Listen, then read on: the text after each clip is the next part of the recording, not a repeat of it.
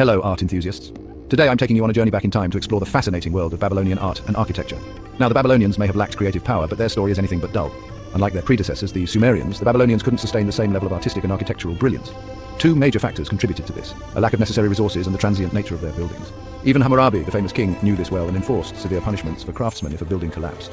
Babylonian buildings were typically made of bricks. These bricks were either sun-dried or fire-baked to harden them. Roofs were crafted from wet mud, and buildings were usually 1 or 2 stories high, though some reached 3 or 4 stories. These structures featured numerous rooms that opened into inner courtyards, not towards the streets.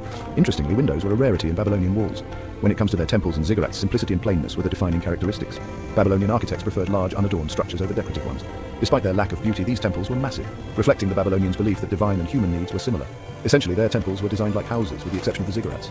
The ziggurats followed a construction plan similar to Sumerian ones, with a temple perched atop a base altar. Each floor became progressively smaller as you ascended, and a staircase provided access to the upper levels. The ziggurat of Barsipa in particular had 7 floors, each associated with a planet and its corresponding color. Saturn's floor was black, followed by Venus in white, Jupiter in purple, Mercury in blue, Mars in red, the moon in silver, and the sun in gold. These ziggurats served dual purposes. They were temples and observatories for Babylonian astrologers to study the planets and stars. Additionally, pylons, domes, and towers were built in the Sumerian tradition, adding to the architectural landscape. So while the Babylonians may not have been the most creative, their architectural feats and the stories behind them continue to captivate us today. Thank you for joining me on this journey through Babylonian wonders. Don't forget to like, subscribe, and hit the bell icon for more fascinating dives into the art and architecture of ancient civilizations. See you next time.